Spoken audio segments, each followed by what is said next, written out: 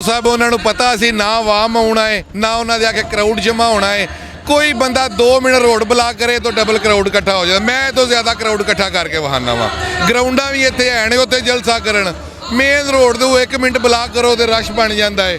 उन्होंने पता है फ्लाप हो गए बाजार के किसी बंदे उन्होंने इस्तकबाल नहीं किया, बिल्कुल उन्होंने किसी बंदे कोई लिफ्ट ही नहीं कराई, बिल्कुल फ्लाप होया उहदे तो ज़्यादा बंदे इतने सारे जलसे के बाहर रोड से नज़र मार लो, ज़्यादा रश होगा। नवाज शरीफ जो है वो परमिट लेके गए हुए हैं, वापस कब आ रहे हैं? अल्लाह जाने, मेरा तो नहीं ख्याल है ये जिंदा वापस नहीं आने लगा है, अपनी बीबी और पार्सल हो गई वापस आना है। अस्सलामुअलैकुम नाजरीन, मैं हूं आपका मेज़बान हसनात चीमा और आप देख रहे हैं नया पाकिस्तान। नाजरीन, इस वक्त मैं मौजूद हूँ दोंकल में। यहाँ पे PTI का जो है वो ज़िमनी इलेक्शन के सिलसिले में एक जलसा मुनक्कद किया गया है। मेरे पीछे मेरे अकब में आप देख सकते हैं स्टेज लगा हुआ है। मेरे साथ इस वक्त जो है वो PTI के एक कारकुन मौजूद हैं। इनसे बातचीत करते हैं और इनसे जानने की कोशिश करते हैं कि जलसा किस हद तक कामयाब है और PTI की ग्रिप क्या है इस इलेक्शन के हवाले से। अस्सलाम वालेकुम। वालेकुम सलाम। अच्छा, मुझे ये बताएं कि जलसा जो है वो मरियम नवाज़ भी कर रही है, जलसा जो है वो PTI भी कर रही है, तो आप क्या समझते हैं किसकी जीत है? जनाब, जी साड़ी तहसील वजीराबाद है, ये बड़े बाज़ौक लोगों की तहसील है। कोई जैल लोग तो नहीं इतने रहिंदे, वो समझते हैं कि नून लीग चोरां की जमात है।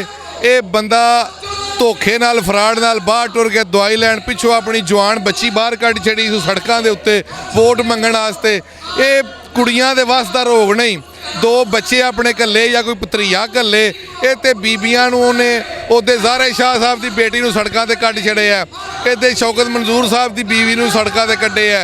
ये कोई तरीका तो नहीं ना, को अगर ये मर्द है या इंसान है तो आप आवे आप जलसे करे। बैनर्स के ऊपर लिखा हुआ है मरियम वजीराबाद आ रही है, तो नवाज शरीफ कब आएगा? नवाज शरीफ ने असी पुछ के थक पे हैं कि किदों आना नवाज शरीफ ने। बहरहाल मैनू नहीं लगता क्योंकि चोर डकैत नहीं हुण वापस आ सकते। इमरान खान इन्हों इंज की धुलाई करेदा, इंज की धुलाई करेदा कि पाकिस्तान नहीं आने लगा। तो जी रह गई गल मरियम की, ये भी थोड़ी देर पानी का बुलबुल है। ए ज़िमनी इलैक्शन तो बाद चोरी यूसफ की जित तो बाद, क्योंकि चोरी अहमद चट्टा साहब जिन्नी को मेहनत कर रहे हैं चोरी यूसफ वास्ते, ये सीट इंशाल्लाह 100% निकल जानी है, तो खत्म हो जाए नून लीग इंशाल्लाह। वो कहते हैं उनका एजेंडा है वोट को इज्जत दो, वो किस वोट की बात करते हैं? वोट नूं ते उन्हें अज तक इज्जत दी नहीं, उन्होंने हमेशा लोगों को जलील किया है, किसी बंदे की कोई इज्जत नहीं। साडे MP MN जाते ने आते तुम शेर के वोट लैके आए हो, किहड़ा जाती वोट जे, चलो भजो।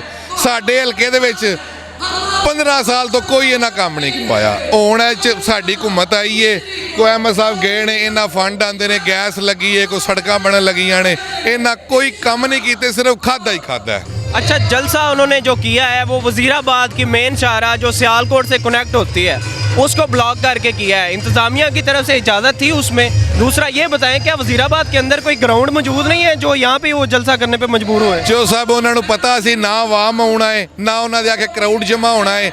कोई बंदा 2 मिनट रोड ब्लॉक करे तो डबल क्राउड इकट्ठा हो जाता। मैं तो ज़्यादा क्राउड इकट्ठा करके वहाना वा। ग्राउंडा भी इतने है उत्ते जलसा करन, मेन रोड तो 1 मिनट ब्लॉक करो तो रश बन जाता है। उन्होंने पता है फ्लाप हो गए बाजार के किसी बंदे उन्होंने इस्तकबाल नहीं किया, बिल्कुल उन्होंने किसी बंदे कोई लिफ्ट ही नहीं कराई, बिल्कुल फ्लाप होया उहदे तो ज़्यादा बंदे इतने सारे जलसे के बाहर रोड से नज़र मार लो, ज़्यादा रश होगा। आम लोगों के लिए जो है वो मुश्किलात का बायस बन रहे हैं। कुछ लोगों ने हॉस्पिटल जाना है, जिन लोगों ने एयरपोर्ट पे जाना है उनके लिए मुश्किलात का सामना है, क्या कहते हैं? बिल्कुल जी, है असी उत्थे ही सर पिछों आए हैं, आगे रोड ब्लॉक सी, 1-2 एंबूलेंस भी रुकी सी। ये बिल्कुल मतलब पागलपुणा है ना, रोड ब्लॉक करने का मतलब की है। ग्राउंड 2-3 वजीराबाद के ग्राउंडा ने तो बहुत वड्डियां ने, उत्थे तुसीं जलसा करो, अवाम नूं ते तंग ना करो, ज्यादती है, बहुत सख्त ज्यादती है। अच्छा, अवाम का एक जो गमो गुस्सा अवाम के अंदर पाया जाता है वो ये भी है कि महंगाई की शरह पहले से ज़्यादा हो गई है। मैं जनाब पहला तुहानूं दस्सिया वजीराबाद की तहसील है, ये बड़े सियाणे लोग ने, वो समझते हैं कि महंगाई क्यों हुई है, खा गए ने, लुट गए ने, हर शै लै गए ने। जिहड़ी हालत जिन्ना इमरान खान नूं ये मुल्क दिता है ਉਹਦੇ वास्ते टैक्स लाने ये वक्ती तौर है, सिर्फ 2 महीने 3 महीने और होवेगा, इस तो बाद इंशाल्लाह बहुत अच्छा ਇਹਦਾ रिजल्ट आवेगा तो महंगाई खत्म हो जाएगी इंशाल्लाह। 30 साल जिन पार्टियों ने हुकूमत की है, 30 साल वो पहले वक्तों में एक दूसरे को चोर कहते हैं, कहते थे और आज वही सब एक दूसरे की पुश्त के पीछे छुपे हुए हैं, इसकी क्या वजह है? ਉਹ ਜਦੋਂ ਕੋਈ ਆਉਂਦਾ ਹੈ ਨਾ ਸਲਾਬ ਤੇ ਕੋਈ ਲੱਕੜ ਰੁੜਦੀ ਜਾਏ ਤੇ ਉਹਦੇ ਉੱਤੇ ਚੂਹਾ ਵੀ ਬੈਠਿਆ ਹੁੰਦਾ ਹੈ, ਅਰਸ਼ਾ ਬੈਠੀ ਹੁੰਦੀ, ਸੱਪ ਵੀ ਬੈਠਾ ਹੁੰਦਾ, ਕੀੜੇ ਵੀ, ਉਹ ਬੜੇ ਆਰਾਮ ਨਾਲ ਹੁੰਦੇ ਨੇ ਕਿਉਂਕਿ ਉਹਨਾਂ ਨੂੰ ਆਪਣੀ ਜਾਨ ਦੀ ਪਈ ਹੁੰਦੀ ਹੈ। ਬਿਲਕੁਲ ਇਸੇ ਤਰ੍ਹਾਂ ਇਮਰਾਨ ਖਾਨ ਸਾਹਿਬ ਉਹਨਾਂ ਨੂੰ ਪਤਾ ਇਹਨਾਂ ਨੂੰ ਜੇਲ੍ਹ 'ਚ ਦੇਣਾ ਹੈ, ਇਹਨਾਂ ਦਾ ihtisaab ਹੋਣਾ, ਇਸ ਵਜ੍ਹਾ ਤੋਂ ਸਾਰੇ ਇਕੱਠੇ ਹੋ ਗਏ ਨੇ, ਸਾਰਿਆਂ ਨੂੰ ਪਤਾ, ਸਾਰੀ ਆਵਾਮ ਨੂੰ ਪਤਾ ਹੈ। नवाज शरीफ जो है वो परमिट लेके गए हुए हैं, वापस कब आ रहे हैं? ਅੱਲਾ ਜਾਣੇ, ਮੇਰਾ ਤਾਂ ਨਹੀਂ ਖਿਆਲ ਹੈ ਇਹ ਜ਼ਿੰਦਾ ਵਾਪਸ ਨਹੀਂ ਆਉਣ ਲੱਗਾ, ਇਹ ਆਪਣੀ ਬੀਬੀ ਹਰ ਪਾਰਸਲ ਹੋ ਕੇ ਵਾਪਸ ਆਉਣਾ ਹੈ। आगे नवाज शरीफ की कोई सियासत आपको नजर नहीं आ ਨਾਲ ਇਹ ਹੁਣ 79 ਵਿੱਚੋਂ ਤੇ PP 51 ਵਿੱਚੋਂ ਇਹ ਜ਼ਿਮਨੀ ਇਲੈਕਸ਼ਨ ਤੋਂ ਬਾਅਦ ਨੂਨ ਲੀਗ ਦੀ ਸਿਆਸਤ ਖਤਮ ਹੋ ਜਾਏਗੀ। आप क्या कहते हैं, इमरान खान साहब ने जो इनिशिएटिव लिए हैं, इस मुल्क के लिए जो काम कर रहे हैं, जो आवाम के लिए खिदमत कर रहे हैं, उस बारे में क्या? ਜਿੰਨਾ ਕੁ ਇਹਨਾਂ ਅਦਾਰਿਆਂ ਨੂੰ ਖਾ ਛੜਿਆ, ਜਿੰਨਾ ਇਹਨਾਂ ਮੁਲਕ ਨੂੰ ਭੁੱਖਿਆ ਕਰ ਛੜਿਆ ਸੀ, ਇਹ ਤੰਦਰੁਸਤ ਹੋਣ ਵਾਸਤੇ ਫਿਰ ਥੋੜੇ ਥੋੜੇ ਮਸਾਇਲ ਦੇ ਵਿੱਚੋਂ ਨਿਕਲਣਾ ਪੈਂਦਾ, ਫਿਰ ਜਾ ਕੇ ਕੌਮਾਂ ਬਣਦੀਆਂ ਨੇ, ਫਿਰ ਜਾ ਕੇ ਮੁਲਕ ਬਣਦੇ ਨੇ। ਉਹਦੇ ਵਾਸਤੇ ਇਹ ਥੋੜਾ ਬਹੁਤਾ ਹੋ ਜੇ, ਕੋਈ ਨਹੀਂ ਮਸਲਾ, ਇਨਸ਼ਾਅੱਲਾ ਖਤਮ ਹੋ ਜਾਏਗੀ ਮਹਿੰਗਾਈ। बहुत शुक्रिया। वालेकुम अस्सलाम। आज यहाँ जो मरियम नवाज साहिबा का जलसा हो रहा है, उस हवाले से क्या कहते हैं? मैं तो कुछ भी नहीं कहता क्योंकि हम इनको पसंद ही नहीं करते। क्यों? क्योंकि ये चोर है, डाकू हैं, सबको पता है, इसलिए इन्होंने मुल्क को लूटा है, इन्होंने दो हाथों से मुल्क को लूटा है। कैसे कह सकते हैं?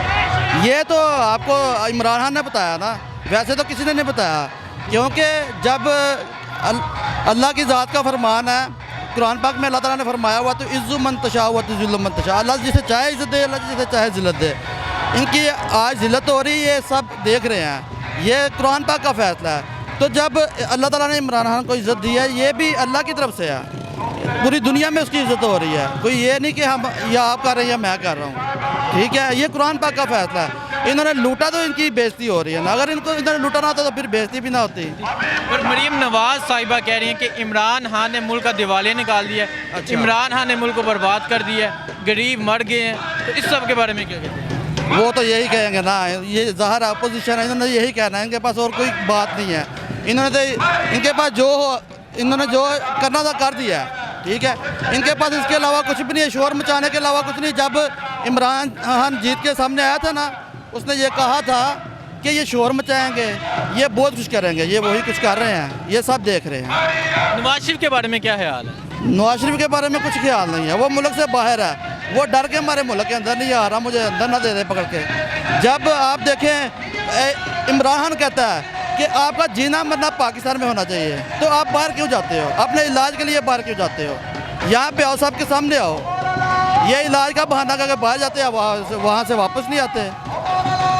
इमरान खान के बारे में क्या ख्याल है? तकरीबन 2.5 साल तो गुजर चुके हैं, क्या इमरान खान तब्दीली का जो नारा था तब्दीली है? वो हम उम्मीद लगा के बैठे हैं, अल्लाह ताला से दुआ भी करते हैं और कहते हैं कि कोई अगर नेक और अच्छा हुक्मरान होना, उसका आवाम के ऊपर असर होता है, तो हम नेक ख्वाहिशात लेके बैठे हुए हैं। फ़िलहाल महंगाई है, हम इसी चीज़ का इंतज़ार कर रहे हैं कि अल्लाह ताला इमरान खान को कामयाब करे और वो गरीबों को जो है ना इसका रिलीफ मिले।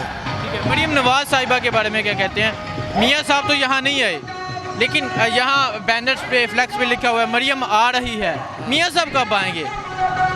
मैं एक औरत के बारे में क्या कह सकता हूँ, वैसे तो औरत को मुआशरे में इज़्ज़त की निगाह से देखना चाहिए, लेकिन यह है कि यही नवाज शरीफ कहते थे कि औरत का कोई काम नहीं है मतलब इक़्तिदार में आना। अब उनकी बेटी है, अब नहीं वो सोच रहे या इस बारे में कह सकते हैं कि अब क्या काम है। पहले तो वो बड़ी बातें करते थे जब वो बेनज़ीर थी, हालांकि बेनज़ीर साहब को पता बहुत अच्छी लीडर थी, सियासी लीडर थी, अब ये वैसी नहीं है, ये बस अपने जो है ना मफाद के लिए ये करते हैं सारा कुछ। आप इमरान खान से मुतमिन हैं? हाँ अल्हम्दुलिल्लाह मुतमिन है। बहुत शुक्रिया।